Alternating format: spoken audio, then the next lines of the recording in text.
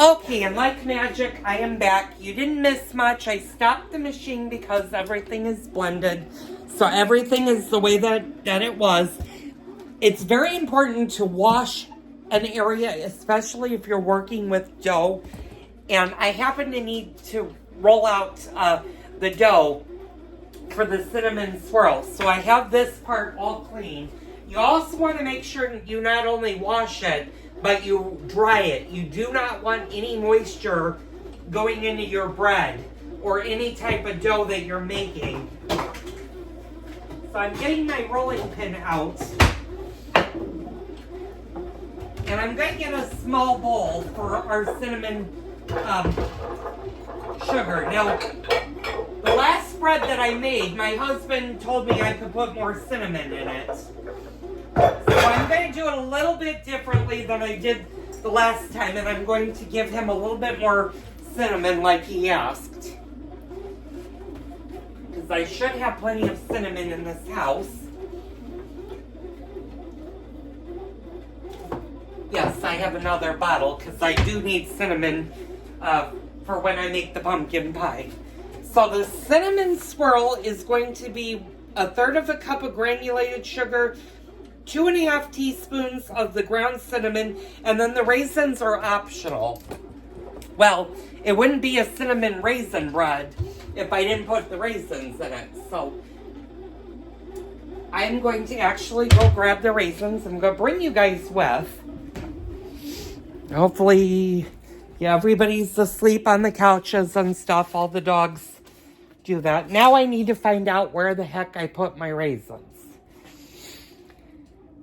And this might be interesting because things have gotten moved and mixed up. Okay, those are chopped walnuts.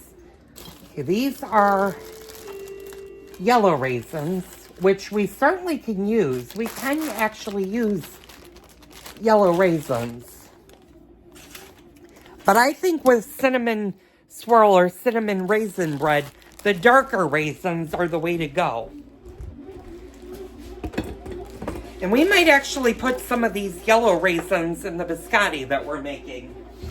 So let me go up here. Oh yes, here are my black raisins. And I need to tell my husband that we're going to have to buy more raisins because I've been using so many raisins. Okay, so this uses 1/3 cup of granulated sugar. So I've got my little bowl here.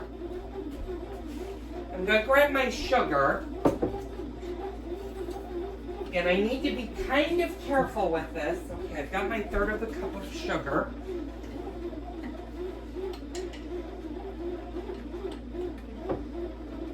And I'm going to put my 1/3 cup of sugar in there.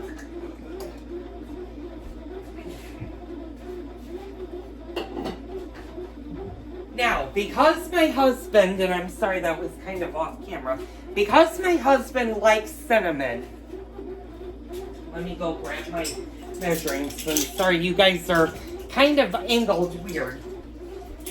This uses, I think this uses 2.5 teaspoons. Well, I'm not going to use the measuring spoons because it's brutal to do that for a guy that likes cinnamon. So I'm just going to put cinnamon in here, and I'm actually going to put a lot more cinnamon than what the recipe calls for. That looks... I probably have put the equivalent of 2 tablespoons of cinnamon versus the teaspoons. So this is going to be a darker swirl, and you can kind of see, and if you ever go back and watch the donuts recipe, this is very similar to what I roll the donuts when I make my Bubby's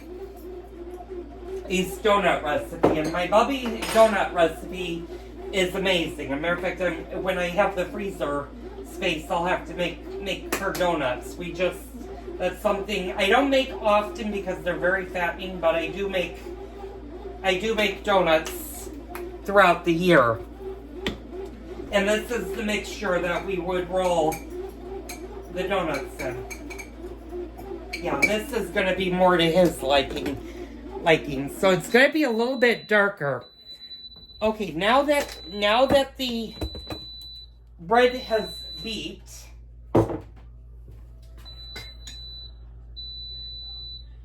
actually it's going to need some more, so I'm not going to do anything to it right now.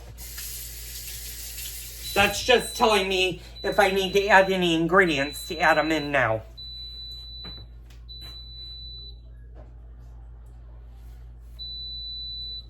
So let's continue. We're going to be putting vanilla, anise, lemon oil, and baking powder. Okay, well, we're going to do vanilla. We're not going to put anise. So we need, I think this is the open vanilla. Yeah, it's the open vanilla. We are going to do a little bit of lemon. And I think we're going to put a little bit of orange extract. Now, McCormick's makes, and I'm going to kind of have to put you guys like this. McCormick's makes a lot of different pure extracts. And they are not cheap, but they are great if you do a lot of baking to have around the house. Of course, you know I swear by my pure vanilla. I always have pure vanilla extract in the house.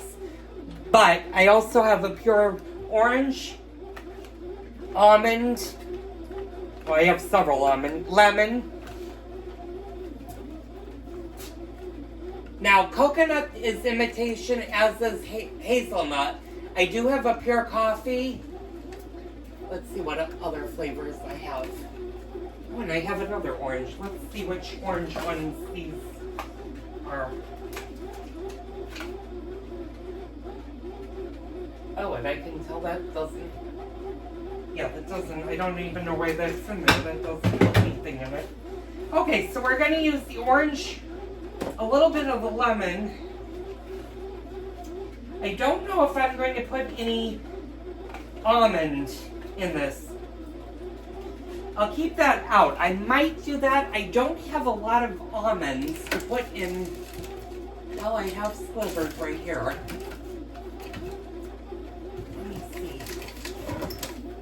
You know what? I do have slivered almonds. We'll put some slivered almonds in. I'm not going to toast them. That's personal preference. I have dried cranberries that I could put in, but we'll see. Okay, so now that I've messed up this counter, what I'm going to do is really quickly, I'm just going to go back over it really fast with the cloth.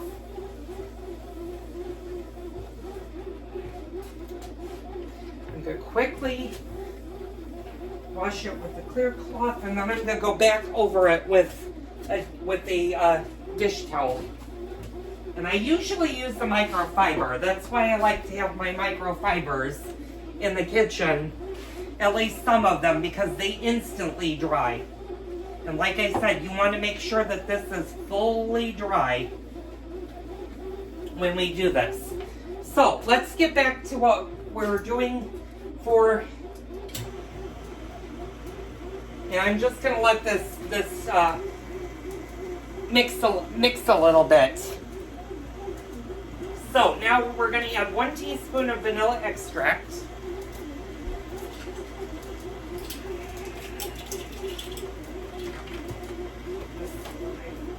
I'm pretty sure this is the one that's opened. Yeah, this is the one that's opened. I'm pretty sure. Yeah. So we're going to do 1 teaspoon of vanilla. That's the vanilla.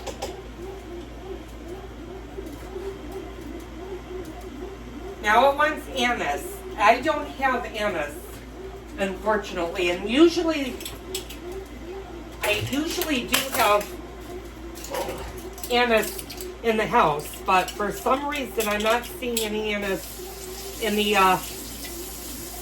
pantry, and that's something that I don't use often, so that might be why I don't have it. I'm looking down here to see if I have any anise, and unfortunately I had so many different spices at one point, I threw a lot of them out. Oh, I do have anise. Never mind, I do have anise. Anise would be more the traditional flavor of a biscotti, and for the anise, we're gonna use 1 teaspoon. Now you can also use the seed in your biscotti. Oh, and I only have 1 teaspoon. So we're going to add 1 teaspoon of anise.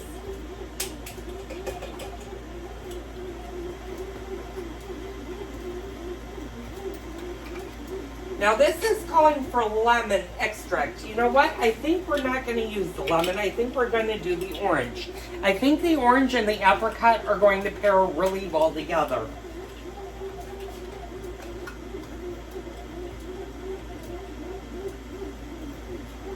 Oh, omit the anise and lemon extracts.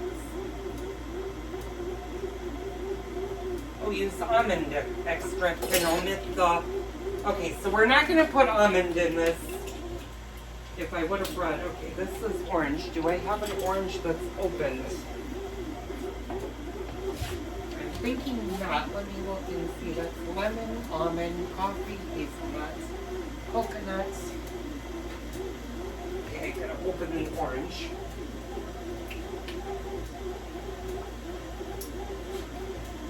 And that's definitely orange. And we're only going to do 1/8 of a teaspoon of the orange. We're not going to do a lot of the orange.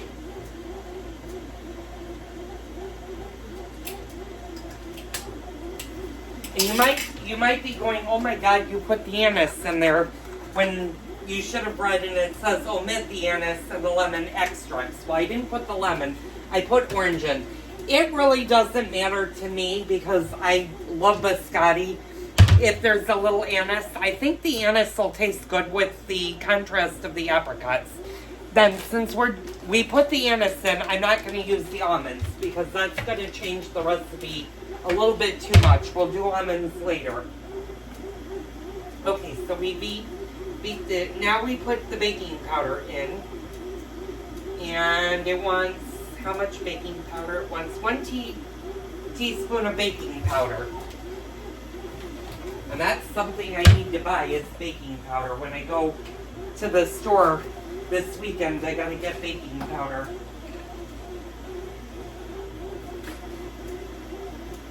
Now baking powder, I don't use, I use it often, but I don't use it that often. I use it once in a blue moon. And a matter of fact, at this point, let's start our oven, and we need to put our oven on 375. And always check your oven to make sure there's nothing in there, and I knew there was nothing in there. So this is using 1 teaspoon of baking powder. Yeah, it's going to use 1 teaspoon of baking powder. So that's 1 teaspoon of the baking powder. And the salt. Well, because our butter is salted, and this calls for 3/4 of a teaspoon of salt, I'm just going to put a little bit of salt in. There we go. Okay, so we're going to mix. Now we're going to mix in 1 cup of flour at a time until we have a corrosive, well-mixed dough. And this is 3 cups of unbleached flour. And I'm going to need the flour anyway when we do the so. Okay, so you want to make sure that this is, and a lot of times when you add your flour to a KitchenAid stand mixer, it's a good thing to lift your beater, and you want a pretty stiff dough. So we're going to do this a little at a time. You might notice I'm not really leveling out the dough. Well, that's because you don't want to. Okay. Because sometimes you need to put more flour in, sometimes a little bit less.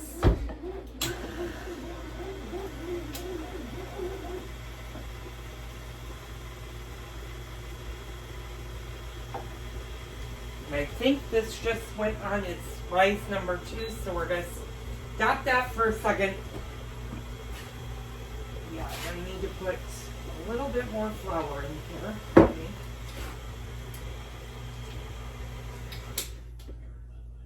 Okay. And we're getting there.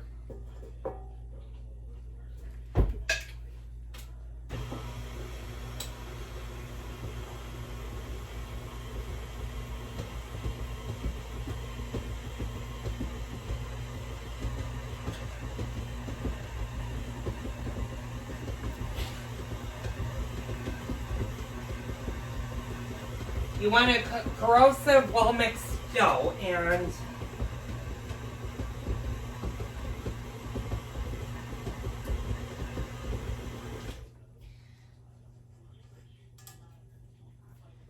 okay, this needs a little bit more flour. So now what you're going to start doing is adding a little bit of flour at a time to this. You'll know when you have enough flour in there. It'll become well mixed. It'll be a little bit harder than a cookie dough. You don't want a cookie dough. You don't want your dough to spread out. And I think that's enough flour. Yeah, that's enough flour. When it starts to hold together, that's when you know that you have enough flour. And you just want to beat it well. Okay, so I'm going to show you guys what that looks like. You see how all of this dough is stuck to the paddle? That's what you want. So now what we're going to do is we're just going to push all of this off. And now what we're going to do is we're going to add our apricots to this. Now if you wanted to add nuts to this, this would be the time that you would add your nuts or any fruit to the mixture. And a matter of fact, since I've already added that, let me move the flour, and I just got a little bit of water on here. So I'm going to move this. I'm going to do the bread really fast. Let me do that first. And this is the time that you want to take the paddle out of your bread making machine. And usually it sticks nicely in there. And put your bread making machine back into your bread maker with that. Okay, so now what we're going to do is we're just going to put a little bit of flour on our work surface. And this is a really nice dough. Now, you want to when you roll out your bread dough, you want to roll it out in a square form and not a round form. So, and like I said, I know there's another recipe of this that I did not that long ago, so you guys should know how to do this. And this is looking more like a circle than it is a square. So we're going to do it long, and I'm going to move that back so I don't break it. And you want to roll it about 16 inches.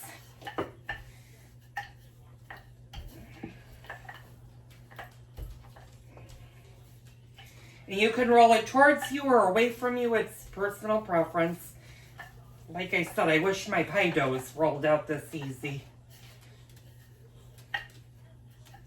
Yeah, my husband's already voting for me to get the pre-made doughs rather than making it myself for the pumpkin pies for next week. So we'll see how that goes. If I have success, I'll try to film it. But I'm thinking maybe if I don't have you guys worrying about a good video coming out of it, I might be able to get a good pie dough out of it. So I'm going to try that first. Okay, so this is pretty much rolled out. Now, what we're going to do is we're going to spread our cinnamon sugar mixture. And we're just going to mix it all with our hands. And you want to get this all over your dough. And you kind of want to press a little bit into your dough. This is what's going to make the cinnamon swirl. And I did notice a little bit with the bread when I made it for the first time that it didn't have the cinnamon swirl all over it, but it was very good. I'm just gonna put a layer of that on there. Let me get my raisins. Now, how many raisins you want to put on is totally up to you. I think the recipe initially says 1 1/4 cups of raisins. But my husband and I love raisins, and I noticed that my raisins were kind of grouped on one side of the bread. So what I'm going to do is I'm going to push the raisins actually in so that we get an assortment of raisins all over the place.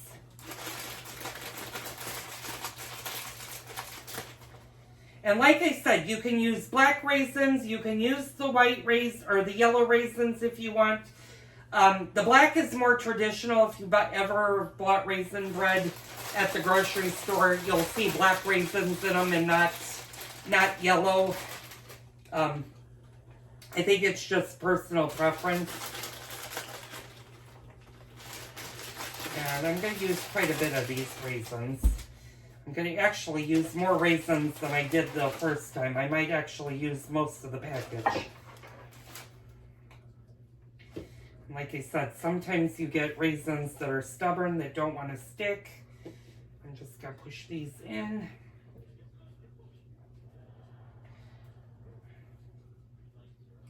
You kind of want to evenly distribute your raisins. Put some at the very end. I'm going to put some pieces in here. And at the end, push some in here. Okay, so that looks pretty good. Now what we're going to do is you want to roll it, but you want to roll this not the long way. So you don't want to roll it this way. You want to roll the two short ends together. So we're just going to start rolling it. And if any raisins fall out, you just kind of want to tuck them back in.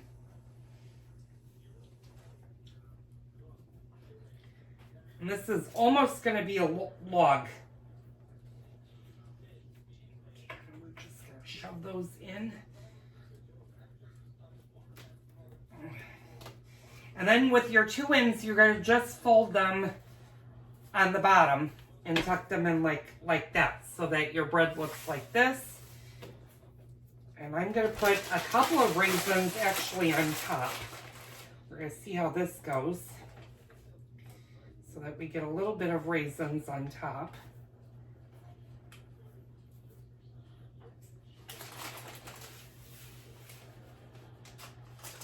And I should have reserved a little bit of this sugar mixture.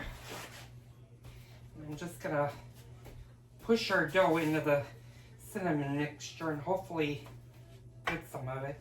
Now, you want to gently kind of fold it and shove it back in your bread making, and then remember to hit the start button again.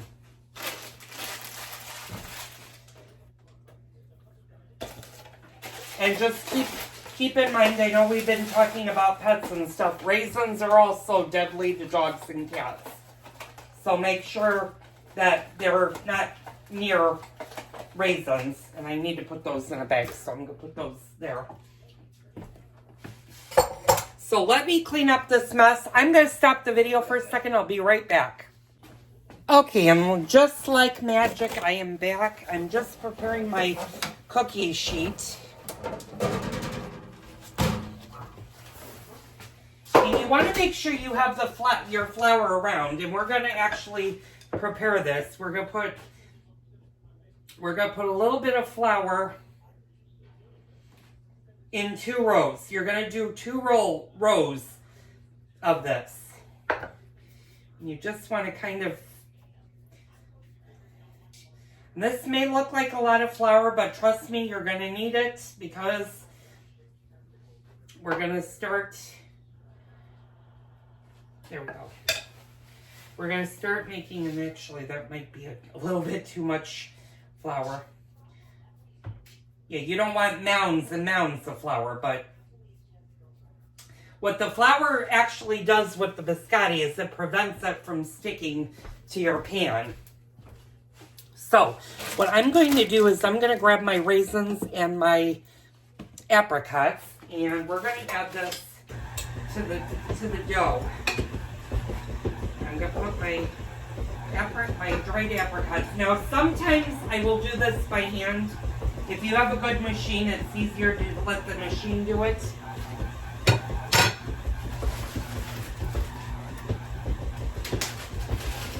think we're going to add a little bit of the raisins to it.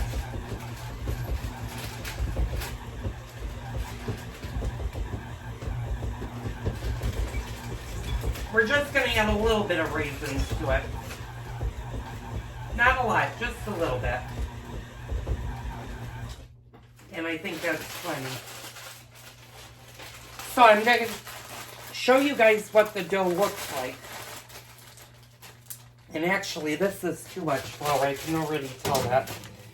So what I'm going to do is I'm going to actually shake some of this flour onto my other board. And we're just going to put a little bit of flour.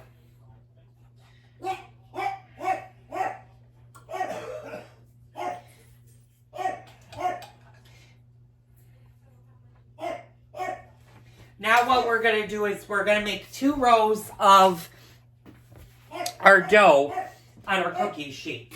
And I'm going to show you guys in a second what this looks like, and it looks pretty good. I'm not, like I said, it's been a while since I used the tilt back. So let's do this.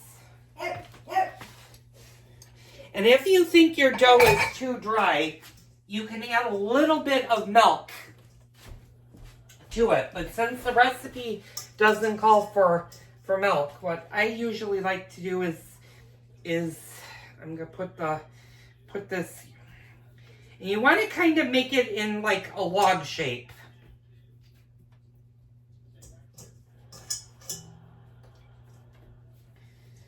And you just kind of want to make it even. Oh, and I might actually, since I forgot I'm using the gold pan. Edward, it's only 3 o'clock. So we'll do...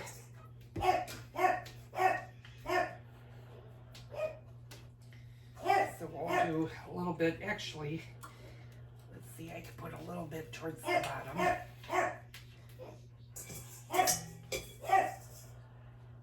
And this is actually only going to make 1 row. I didn't make a lot of biscotti. So what we could actually do, I'm going to take half of this. Yeah, because you don't want, and I'll take this half and move it up a little bit. There we go. Okay. So, okay, that's our biscotti, and they will shrink up. So that's our biscotti, how the biscotti's going to look. Bring you in close so you can see it. So that's basically what you want to do with the biscotti. And you want to kind of evenly make it even so that you don't have a lot of big lumps to it. Now what we're going to do is we're going to put it in a 375 degree oven.